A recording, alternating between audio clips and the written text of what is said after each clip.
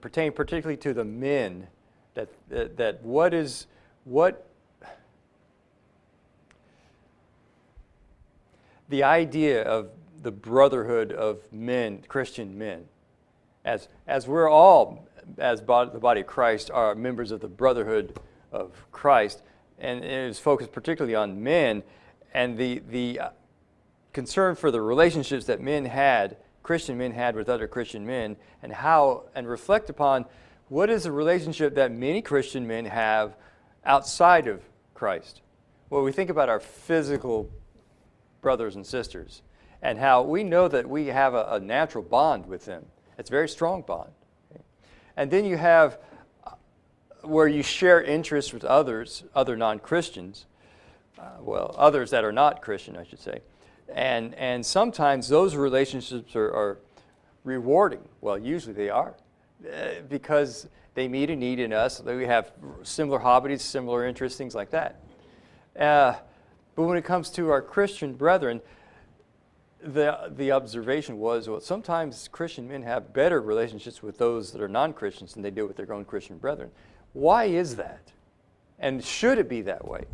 Or I'm not saying that we ought not have good relationships with those outside of Christ, but we certainly should have good relationships with those within Christ.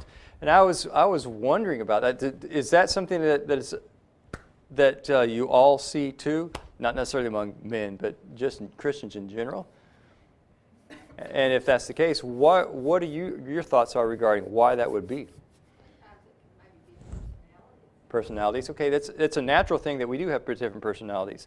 Sometimes personalities do clash, and that's not something we can. All we can do is as we talk about the love of our brethren, that agape love transcends our emotions. Personalities are an effect, but outside of personalities, when we think about our own blood brothers and sisters, we all have different personalities too. And yet I say we get along. Well, not necessarily, but there is that bond, regardless of how well we get along. There is a strong bond. But what other reasons might we think about? Also, work associations, I would think, would be a big draw, because someone that you work with on a daily basis, you're spending a lot of time with. Okay. And the more you get to know them, and if you see that there's an avenue you think they might be receptive to being taught the truth, then you definitely might gravitate towards them. They're on the radar, and so that would be good. So familiarity and spending time with them, and similar interests in this case, that you had the same goal in your workplace, right? So that would explain why we would have a close bond with somebody outside of Christ. But what would impede? I guess the question should be: are there things that impede our ability or our desire to have close relationships with our Christian brethren? I guess what I should ask first: should Christians have a close bond, a strong bond, much like what we have with our physical brothers and sisters? That bond that, regardless of how, well, let me illustrate. The illustration this one speaker gave was that he was mentioning one time where he had a serious issue with his younger brother, and he was ready to kill him, as it were, and so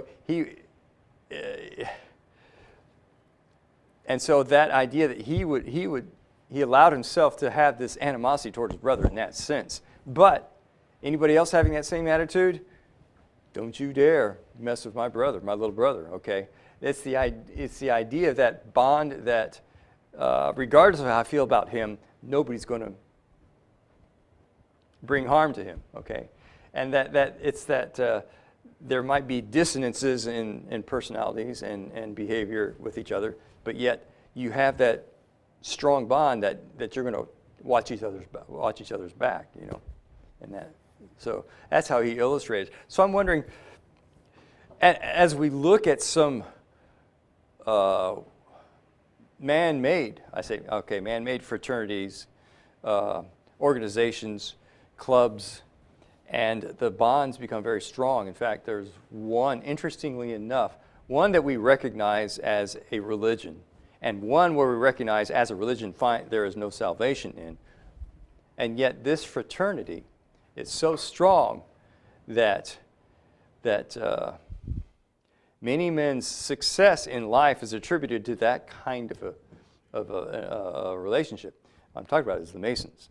Okay, you recognize they have a very strong bond with each other. In fact, that's so strong that they would even circumvent lawful procedures for the protection of those that are members. Okay, and so they identify themselves with their various ways, and when they do, they recognize it, and there's that fraternal appreciation one for the other, and they're going to watch, and there's a certain understanding they have between themselves because of their common association with the Masons. Okay, and think about that strength. Should Christians have that strong of a bond?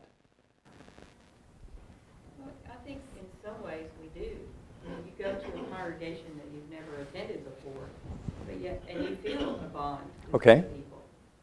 You know, you feel like because you have that commonality, that common bond with them, and it may not be a, you know, I don't know everything there is to know about them, and I'm not like bosom buddies with them, but I do feel close to them because they're they're fellow Christians. Yeah. So I think we have to, I mean, for me, that is the same thing that you're talking about. Yes. With the Masons, that we would do anything for a fellow brother, Mm-hmm. even if we don't know their name. Maybe. Right.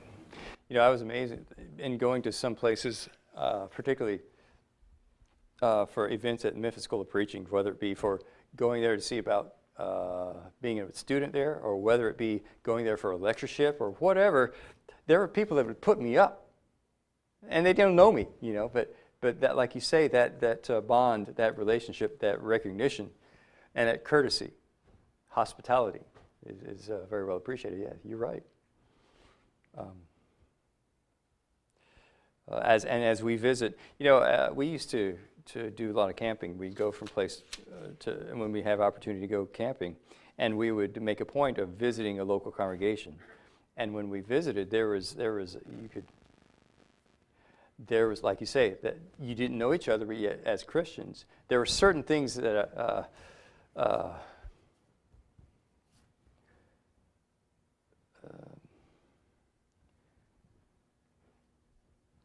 you can recognize one's commitment to Christ in various ways, you know, things that are said, ways that things are said, things like that, and just general behavior. And there's a warmth that comes along with that. So I understand.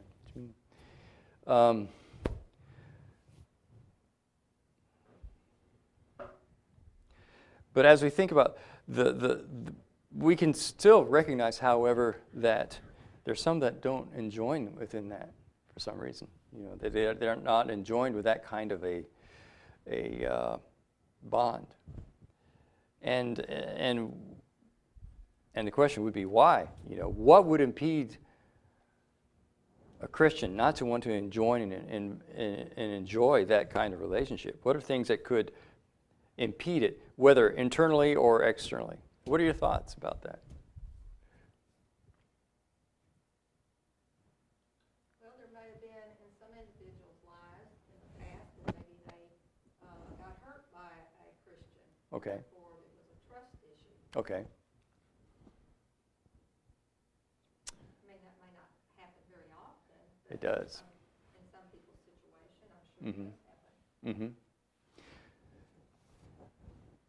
The first thing that comes to my mind in a situation like that is 1 Corinthians chapter 5, where Paul is saying, look, you've got a fellow in your midst that is sinning openly and in such a way that even Gentiles wouldn't participate. You know about the man that had his father's wife, and that they were to put them out of their company. They were to remove their fellowship from them. And they did that. And apparently from 2 Corinthians, it worked. And the man was repentant. And so Paul instructed them, you need to be gentle with him, accept him, and forgive him because he's done exactly what he needs to do. He is a fellow brother, and you don't want to cause him to lose his faith because of the way you're treating him. That's exactly what you're talking about. And so, and I happen to, should say I happened to, but I sat down with Chuck Lipsey, and we had a chat, and we discussed some of the very things like this. And one thing we both concur is that the fear of opening ourselves up, revealing who we are, and showing us our weaknesses, and for fear of that would be used against us, rather than just that's a part of our human condition. Like when we think about our physical brothers and sisters, and if any family, families like mine, then people make mistakes, people do stupid things, people reject some things, and their personalities are different, and their perspective on life is different. Yet we don't necessarily condemn them so that we can't have any dealings with them, generally speaking. We still have that brother-sister, brother-brother, or sister-sister relationship.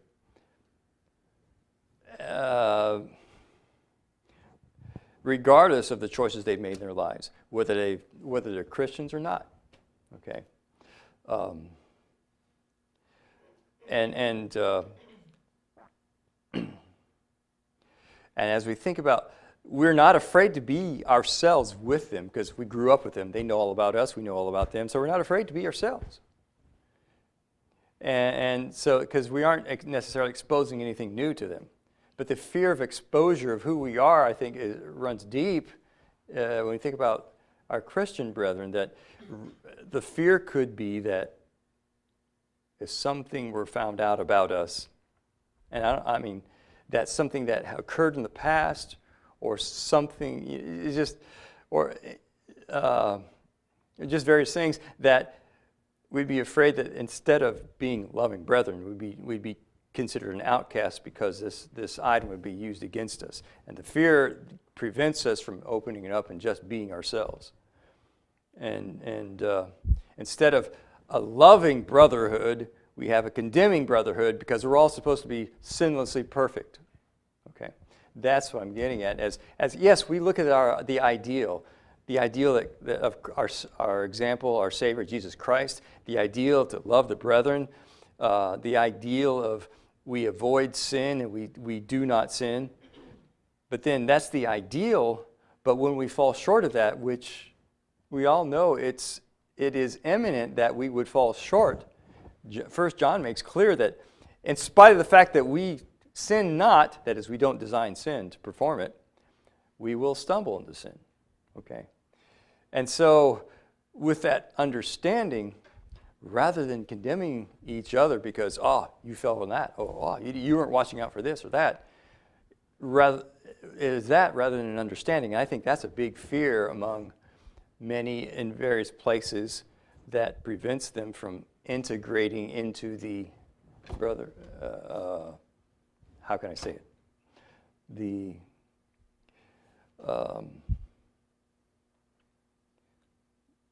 love and support of the brotherhood. And it goes both ways too. Not only the fear of that occurring, but also that would occur by anyone, that anyone would perpetrate that as well. Am I ambiguous here, or am I pretty clear? You're talking about the fear of being judged. Yeah, fear of being judged, but also the fact that one would judge. So it's a two-sided thing. So what would prevent Christians from enjoying that warm fellowship of the brotherhood of Christians? That's one of them, where one fears the exposure, and that exposure being used, and they're condemned because of that. And the other side of it, where some would learn of that thing and use it in condemning the other. So it goes both ways. And so why should it be that way? Why is it that way at all? And I kind of think about that as much as we hear the ideal of following Christ and loving the brethren and sinning not, I wonder about that sometimes, about sinning. We understand we will stumble and we will falter, okay? But that shouldn't be condemning us as we have a pure heart. It's the ones who work the system is, I think, what the whole problem comes from. Ones who, instead of having a pure heart, who are converted, who want to do right, they work the system in such a way that they do what they want to do, but yet look pious, okay? And recognizing that it is the mode of operation of some that we're afraid to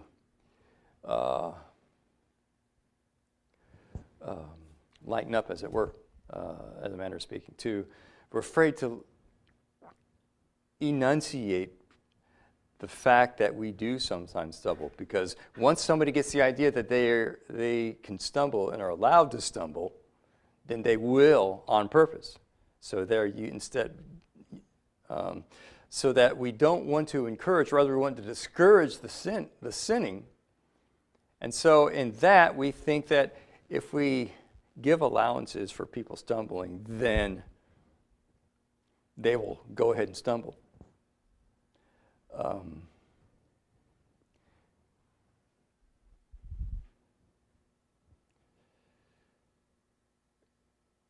We understand the last thing we want to do is encourage anybody to sin.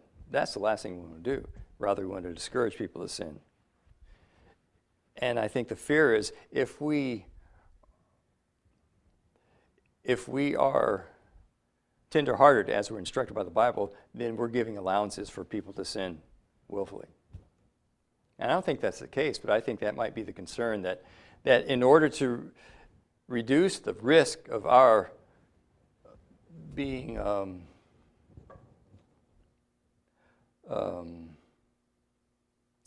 what's the word I'm looking for?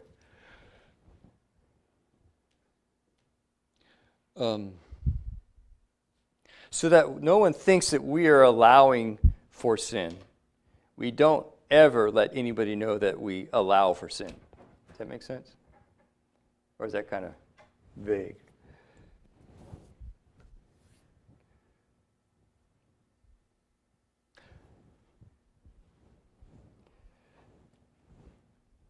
Mothers out of wedlock, having become pregnant out of wedlock. We know that it is a sin against themselves, against others, and against God. And we certainly don't want to encourage this. Rather, we want to discourage this behavior. And so the preaching is done very, very strongly, persuasively, that young women ought to be careful that they not become mothers out of wedlock. Be careful, meaning abstain from activities that are only authorized within marriage. Okay. So when a young woman finds herself pregnant out of wedlock, what do? Well, in years past, you very quickly rush to condemn them, usually. Okay. And now, because maybe some of the society has obviously loosened their thinking about that to the nth degree, but then at the same time, hopefully the Christians are not, they're not excusing it, but they're, in most situations, they're trying to do reaching out to them. Okay. That's what we'd hope, yeah. Reach out to try to help her deal with the situation she's now in. Not excusing the sin, but... When I was a teenager and a girl that was a member of the church got pregnant out of wedlock, they didn't disfellowship her, but I mean, it was... they may as well have, huh? The parents may change churches, they may... she would have to go to a home somewhere out of town or something, and nobody talked about it. You know, you didn't want to say anything or ask about how she was or where she was. It was like it was like abandonment, send her off somewhere in seclusion. Yes, that's a good word, abandonment. And like I said, we certainly do discourage this kind of behavior, but when somebody has done things in such a way that that's where they're in, what do we do? And like you say, in the times past or even today, they just move on. They move out. They did so that because either they can't face the shame, which I'm not so sure that there's like the parents in the case where they can't face the shame. Well, is there really shame? And I know there would be accusations against the parents. Well, why didn't they train her up right? Or things like that. Why didn't they teach her? Or whatever the accusations are, I'm not sure they're always warranted. Okay, and even if they are warranted, what is the treatment? Like you say, they may as well have abandoned the girl, the family, and all of these, rather than, how many times was Jesus accused of eating with sinners when the harlots and the publicans were entering the kingdom before the religious leaders of the day? Okay, and so what this is all about is how do Christians treat their brethren when they are in situations? How, in fact, that because of that fear of abandonment or condemnation or judgment, that does that restricting or impeding our ability to be as brethren, having that strong bond? I never understood when I was in school, I don't know what the schools probably don't still do that now. When a girl got pregnant, one in my typing class did that. She was there one day and gone the next, and we're like, well, where did she got pregnant? Well, okay. Well, why did she have to leave school? It was like they were sending her off to a foreign island or somewhere, and you never saw her again. And they don't do that. Yeah. They probably go right up until 9 months ago. Yeah. I had several like that. I don't know, think about it. If a person lies, and it's found out, we have one feeling about that. When a girl gets pregnant or there's some other sexual sin, we have a whole different attitude about that. It's like we have created this degree of sin that the Bible doesn't teach. Yeah. And so when a girl gets pregnant, it's like, there's just some people that, even if she's repented from it, have a hard time forgiving her. Yeah. But if somebody, lies or steals and repents, and it's like, well, okay. And I guess that maybe society has kind of crept into the church, that attitude out there, it used to be out there. I don't know. There's a degree of tolerance we have with some sin that we don't have with others. Okay. And I think the Bible teaches that with fellow Christians, we're to bear with them. We're all sinners. We're all going to make mistakes. And I think the more you study, the more you realize that, you can be pretty hard on yourself. If you're trying, and repenting, God's going to forgive you for that. And He's forgotten all about whatever that sin was.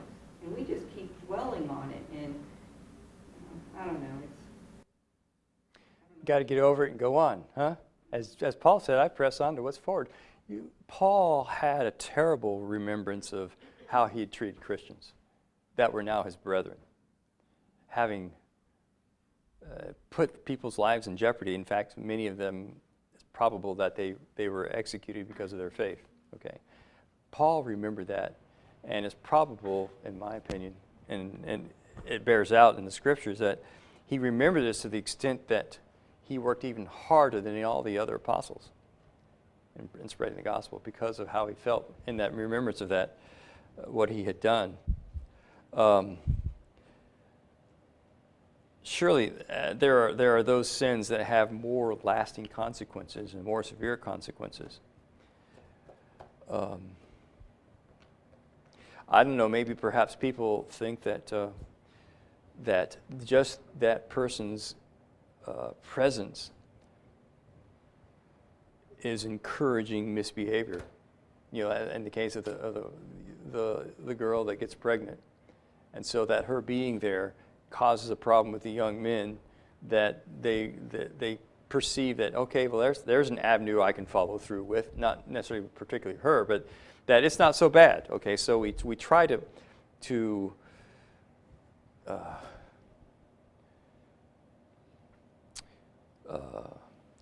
discourage as much as we possibly can sinful behavior.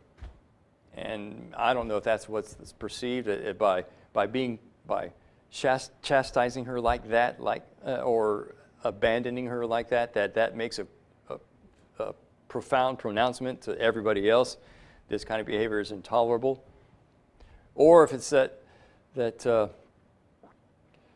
just the fact that there are those who will condemn, and there are those who have fallen and they are shunned, and then that sends a message, a cold message throughout the whole, whether it be the whole congregation or the whole brotherhood, of don't reveal your faults. Don't reveal your faults, because this can happen to you. And I think that really sends a damper, a terrible message throughout that and it causes us not to be as strong a body as Christ intended us to be. There's a show that's been on TV for the last year, maybe going into 2 years. It's not on during the summer. It's called Long Lost Family, and it has to do with kids that are adopted. And so now, because of ancestry and DNA testing, these people are wanting to find one or both of their parents, or sometimes it's the parent wanting to find them. And a lot of the women, they get pregnant, and their family deserts them, and they force them. They have to give the baby away. Sometimes they just kick them out of the house, you know. And so this all dwells back from the era of, if you get pregnant out of wedlock, you're no longer a part of our family. And these people, most of them aren't Christians, I'm sure, but there again, that's a harsh payment, a harsh treatment for that sin, and it affects. They don't care about their grandbaby. They care that that's a mar on their family, and the girl can't keep the baby. And there's been a lot of the programs. That's exactly why the mother gives the baby up. Okay.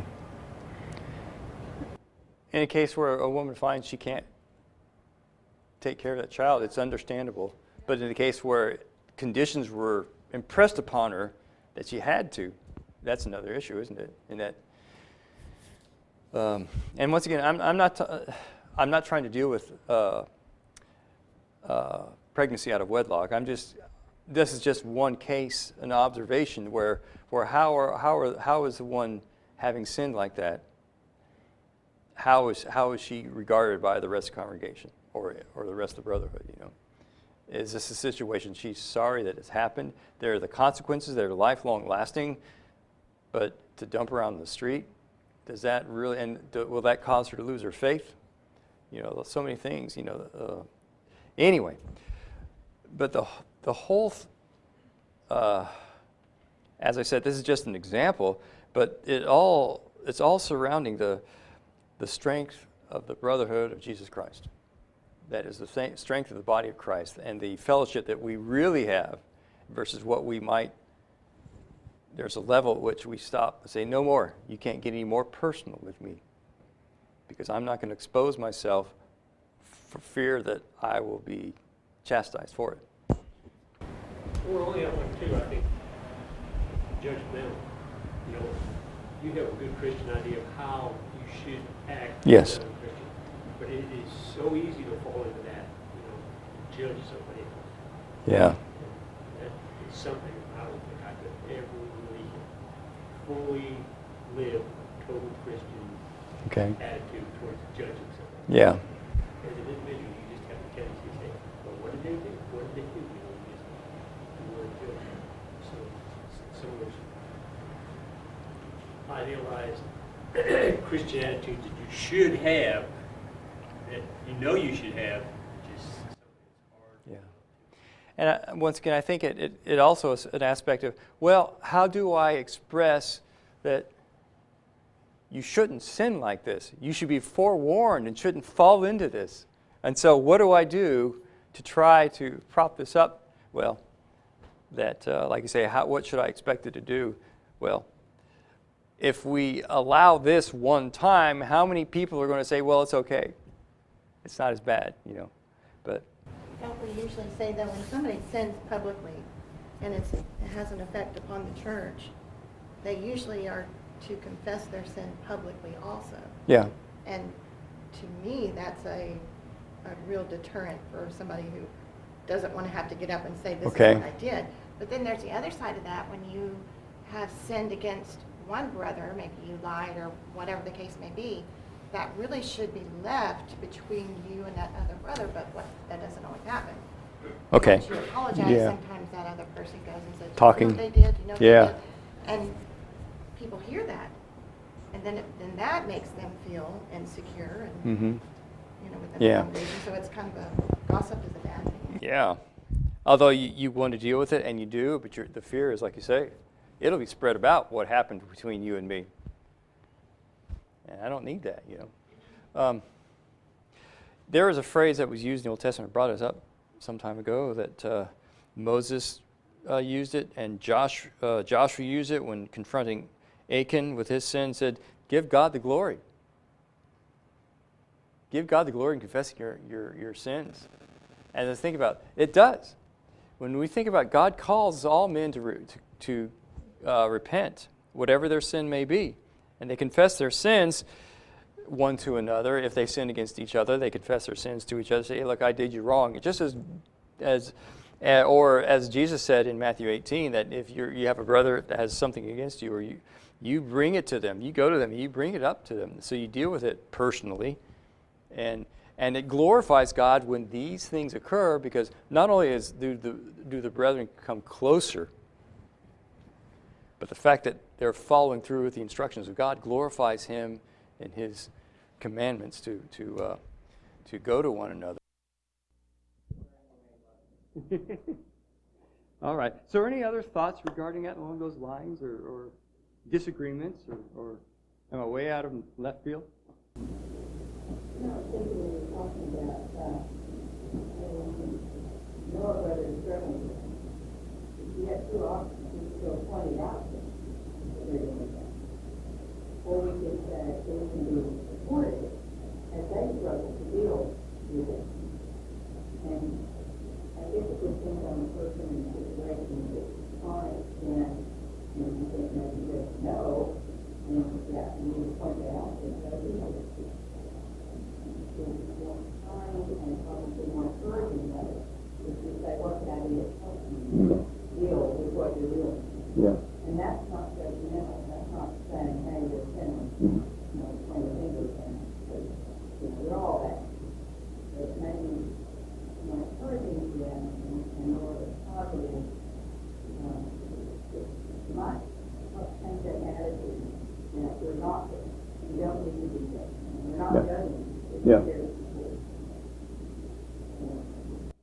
Yeah, and unfortunately, so often I think that when if we do have the occasion to bring something up to a brother that we know that they're having difficulty with, it's more in line of criticism, negative criticism, rather than encouraging criticism.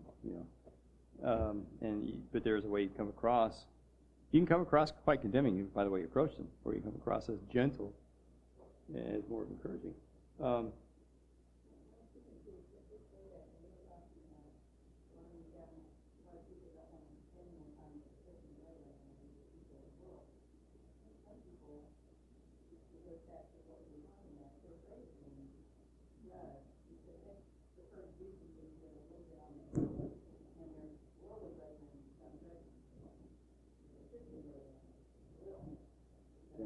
Yeah. Mm-hmm.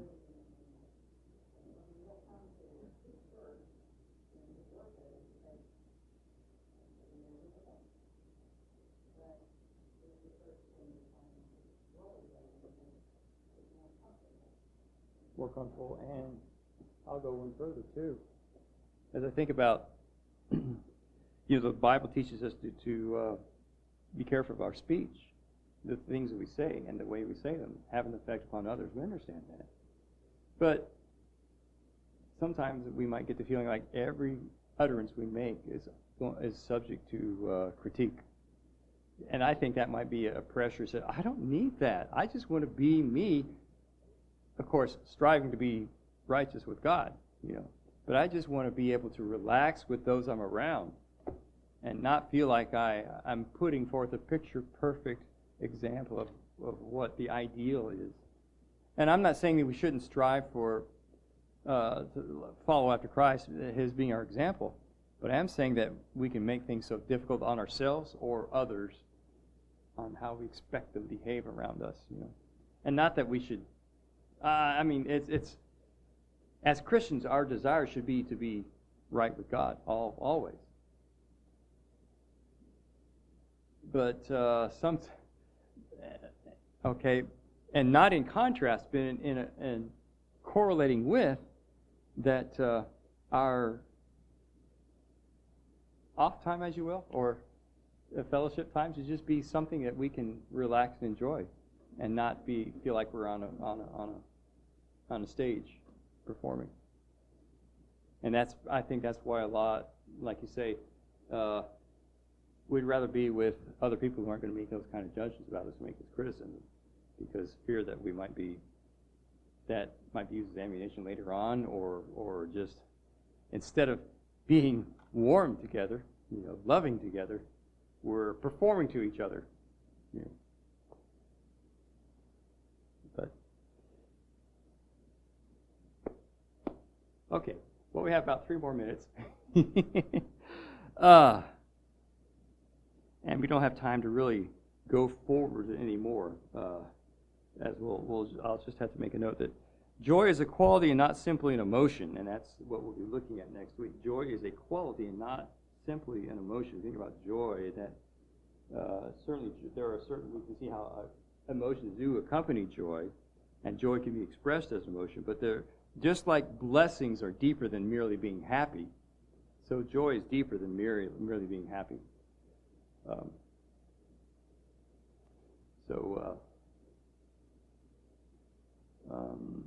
Are there any, like I said, we had 2 more minutes for time to stop the lesson.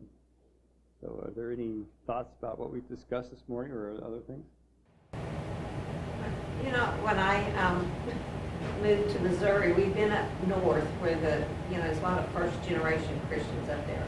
So when I start working, I had a girl in my department that was a member of the church. I think it's really wonderful when you find somebody that's a member of the church that you work with. Yeah.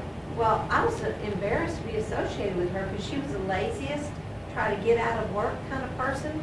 And to me, that makes me feel like people think members of the church are like that. Mm. So, no, I didn't want to be friends with her for that reason. Interesting. Huh. Okay. Well, we'll stop. We'll close it. Come to close here. Appreciate all the comments and the interest. Surely, if there's anything I've said or anybody said, and it sounds off, it's wrong. It certainly wasn't intended to be, but come to me and ask me what I meant. Okay. I don't think I misrepresented anything this morning. But I appreciate all your comments, and we'll continue on next week with joy.